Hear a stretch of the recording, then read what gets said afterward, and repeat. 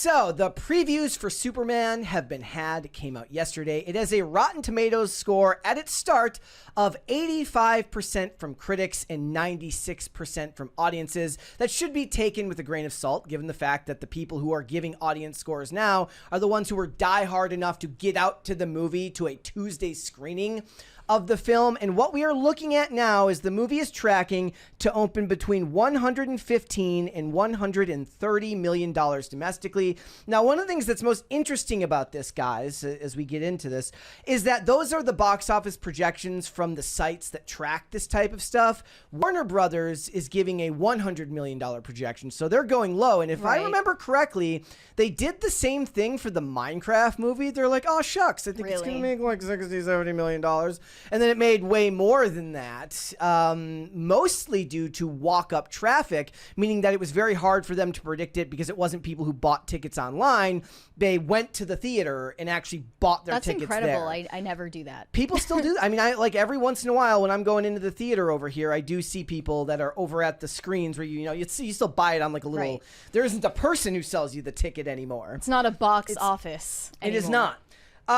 Look, the reviews are kind of all over the place for this. One of the things that I was getting from everybody, if you're in the weeds on X talking about it, is the reviews run the gamut from I loved it to I hated it. A lot of people are just kind of throwing their hands up in the air and saying like, look, I don't know, whatever. I take the opinion that I'm excited to go see it on Thursday, and I want this movie to do very, very well. I use Jeremy Jahns as kind of a bulwark against reviews that run the gamut. And he gave it a better off if you're drunk. That isn't inspiring for a lot of people. Wait, but is that his version of mid? That's lower than mid. Below mid. Below mid. Yeah. Okay. Like better, good time, no alcohol required is like. So you'd have to be drunk to take her home, basically. You'd want to, yeah. It'd be better to watch it if you were drinking. Okay. It's looking at a $200 million global opening. The problem with that is from everyone that I follow that talks about box office numbers is that a movie tends to make 3 times its opening weekend. So if it makes $200 million, it's looking to make about $600 million total. I had a tweet here from Odin over at OMB Reviews, who is a fantastic YouTuber. You should go follow him right now and subscribe to his channel. I do listen to all of his box office breakdowns on the weekend. That's the type of stuff that I find very, very interesting to listen to. I don't know if anybody on this channel would actually want us to get in the weeds about stuff like this. But he says, based on the current projections of around $200 million globally for its opening weekend as of now, a lot can still change. That would mean an average run would bring in roughly $600 million. If that happens, it will not break even based on its sizable $225 million budget, actual cost of around $255 to $355-ish million. Financially, this is not where the new DC needs to be, but there's still a chance to overperform, but things aren't looking good for it at the moment. The one upside that I can see for this is that if that audience score remains high, once we get into full showings, meaning that, like, look, people who want to go see Superman on a Tuesday and will pay extra to do that, they're probably excited to go see Superman from the jump, and they're going to you have a better chance of them giving it a high score. But if that audience score stays high through Thursday and Friday, that means that normies are starting to make their way into the theaters, and the chances are that that means good word of mouth if that audience score still remains high. The reason Top Gun Maverick made it to $1 billion wasn't because it did $400 million in its opening weekend. It did like $100 million or something like that in its opening weekend, and then the strong word of mouth of that film had people cycling back into the theaters week after week, and some people even went to see it multiple times.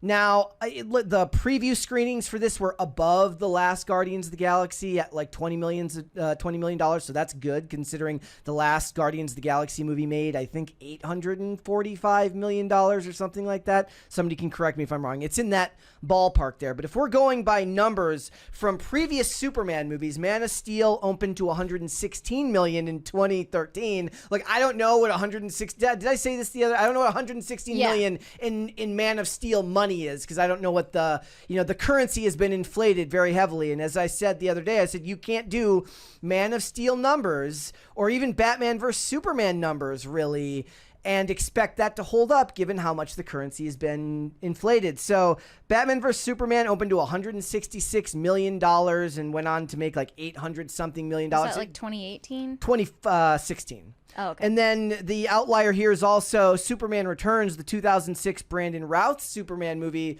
which opened to about $84 million, but only went on to make about $391 million. So it seems to be falling somewhere in the middle between those two. If it makes $600 million, that comes in under Man of Steel, which made $670 million.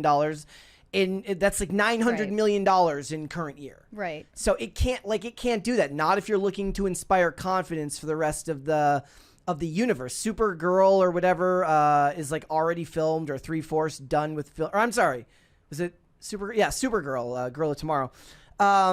They need more than that. And I want this movie to be good, and I actually have a feeling that since I'm on the verge of normiedom when it comes to Superman, I'm no great, like critic of the lore, that I'll probably end up liking this movie quite a bit because I'm not going to be heavily critical of it. I mean, I love Smallville, so like my bar is not super high for this. But Jurassic World over 5 days opened to $312 million.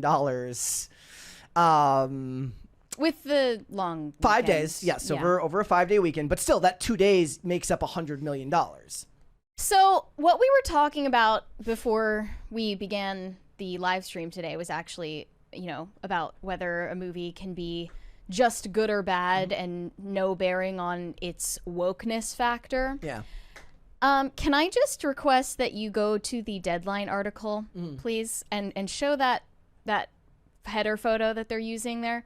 I am probably speaking out of turn here because maybe this is, I don't know what she looks like in comics, okay? I'll just disclaimer, but look at her shoes. I'm sorry, this is something that I like hyper focused on. The boots? Why the hell isn't she wearing stilettos? I'm sorry, but that's woke. I'm just gonna say it. That is woke as hell. I'm sorry.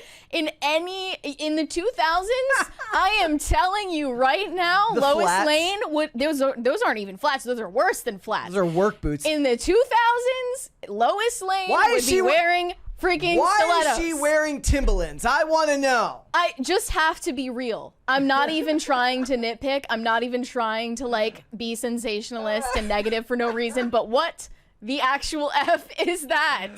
That's a very good question. I'm sorry, but that's woke. You should tweet this. That's woke. I don't care what anyone says. Look, like, I am not seeing like none of the critics of this movie are calling it that. None of the people that are disliking this movie are saying that it is because of those reasons. just those little insidious things that you wouldn't even notice. It's a blink and you miss it. Here's the thing, though. That's the type of thing that you notice on like the fourth watch of a movie. Like that's the stuff I noticed like the third or fourth time. This is like one of the promotional photos. They're like, this is so epic. Like you really want to see this scene where they're floating in the air and kissing, and the whole thing is just ruined by that. I'm guessing that the men aren't going to notice this. But you notice it without noticing it. Kind of like I say that men don't notice. Right. Okay. Sure. Eyeliner. But you do notice it. Subconsciously, you notice it. And it sucks. Okay, then here's the thing, guys. I am going to go see it on Thursday. I implore everyone here who is also planning to see it to let me know if Lois Lane's Timberlands end up like ruining the movie for you. So far. Look, to be fair, like I've been showing Olivia Arrow. And the amount of times that Felicity is like needlessly or is like always in heels because she wears the pencil skirts in every episode and she's always in danger. If I was Felicity Smoke, I would be wearing flats every day because I'm constantly having to run from danger. It's a Superman movie. It doesn't matter if it's realistic. And also, things like costuming and set design and lighting and all of that stuff, that deserves incredible attention to detail, and to act like her choice of footwear is just an afterthought for the producers of this movie. What if we find out that this scene has something to do, she's on the run, she's working in the field, doing something, maybe the scene explains it. I don't know, But it's funnier to think about that she just sits around and like Skechers. So yeah, those actually are, no, those Skechers. are my main. Skechers would be more like kitschy, like it would be more interesting. Right. We have 20 from Pop Culture Junkie. One thing I know about box office projections that drives the people that do the predictions nuts. It's nearly impossible to predict the multiple viewing figures. Yes, and that's a big reason of why movies like Top Gun Maverick do as well as they do. It's because people go to see it multiple times. When a movie hits hard enough with a person that they're willing to go see it multiple times. I remember for some reason, this still sticks in my brain really, really heavily, is when they were doing promotion after the release of the 1995 Mortal Kombat movie. They were actually talking about that. They're like, oh my gosh, the action scenes were so crazy and good that people left the theater and just got right back in line and went and saw it again. And I love that 1995 Mortal Kombat movie, but that was a talking point even then. I'm looking at the chat. Not surprised a woman pointing out the shoes. Pick your battles. Here's the thing: the women that are going, it's important. The women that are going to this movie are being brought there by boyfriends and husbands. Facts. So they're like, there is no magical woman out there who is like, you know what? I was gonna go see Superman this weekend, but you know what? I just saw the Devil Wears Prada 2 announcement, and then I saw Lois Lane's shoes, and I said, "Fuck this! I'm not going." That's not a thing. No, I know that. I know that. But I'm just saying it's the little things that really create the entire atmosphere and feeling that you get from a movie. And it's things like that. There are plenty of critiques even of the promotion for this movie where people are saying they're picking the absolute worst clips to release to promote this movie. So they released the clip of Lois being like basically interviewing Clark as Superman, and then he gets really out of sorts because he doesn't like her questions. Then they released the clip of Superman going and yelling and screaming at Lex Luthor because his dog is missing, and they're like, why are these the clips? And then they explain, they're like, look, when you watch the movie in context, it makes perfect sense. If you abducted my dog, I would probably do the same thing. But the problem is like that doesn't make it good promotional material for the movie. You know what they could do though? Just CGI it out. Yeah, they can change it. Just change. Like, look, this time. Look, they changed the name to Birds of Prey a week after its release. They could just make a new digital file and put some fake ass some Louboutins on there. Some lubes. Yeah, give her some red bottoms and everything will be fine. Well, another thing that you could use to get women to get interested in this movie is a cute dog, right? Well, that's my other problem with this movie is that I can't stand the dog, and the dog is ugly. Well, those are my main problems. She should be wearing sexy stilettos, and the dog should be cute. You messed up on both counts. They're like, look, we already gave you like a Lois and Clark that have chemistry. What more do you want from us? They're like, we're giving the bare minimum. Look, guys, I am excited for this movie. Look, I'm not even going to take you through the first reactions. I mainly wanted to go through those numbers. $200 million. Personally, I don't think that is enough unless this movie ends up having stronger than average returns, meaning that more people come back and rewatch the movie and walk up traffic. Otherwise, $200 million in a month as busy as this one is, like, I don't even know necessarily what Jurassic World's fall off is going to be from week 1 to week 2. And then you've got Fantastic Four at the end of the month. It's a busy month for moviegoers.